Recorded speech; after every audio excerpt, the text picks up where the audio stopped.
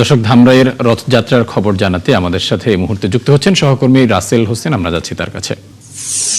রাসেল, রথ টানা কি এখন পর্যন্ত শুরু হয়েছে কিনা, আর উৎসব ঘিরে কি ধরনের প্রস্তুতি নেওয়া হয়েছে, পাশাপাশি নিরাপত্তা ব্যবস্থা বা কেমন দেখছেন আপনি সেখানকার? এই মুহূর্তে রয়েছে ধামরাই দশমাতার যে রথটি রয়েছে সেই রথটির সামনে। আমরা 5:30টার দিকে রথটি মঙ্গল প্রদীপ জ্বালিয়ে আনুষ্ঠানিক উদ্বোধন করেছেন জাতীয় সংসদের চিফ হুইপ ফারুক হোসেন মুনি। তিনি উদ্বোধন করেছেন। এরপরে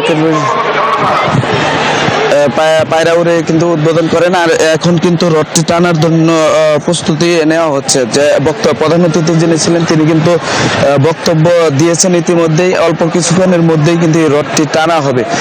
দেখতে পাচ্ছেন যে ধামরাইয়ের যে এই যাত্রাবাড়ি থেকে রথখোলা পর্যন্ত কোনো জায়গায় কিন্তু তিল ধারণের ঠাঁই নেই।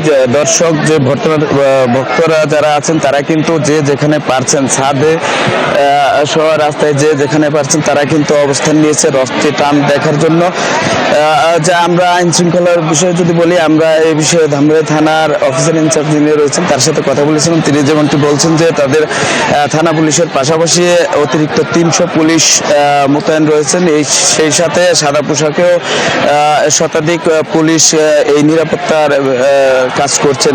তো সব মিলে বলা চলে যে ধামরাই রথযাত্রা আর অল্প কিছুক্ষণের মধ্যেই শুরু হবে। এই রথটি কিন্তু এই রথখোলা থেকে যাত্রাবাড়ি যশোমাতা তিনি মাসির বাড়ি যাবেন।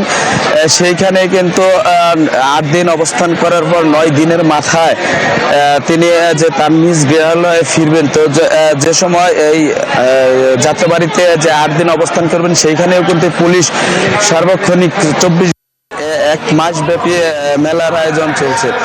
তো সকলে যদিও বলেছে ধামরাইয়ের রথযাত্রা এখন পর্যন্ত শুরু হয়নি, অল্প কিছুক্ষণের মধ্যেই কিন্তু এই রথযাত্রাটি শুরু হবে।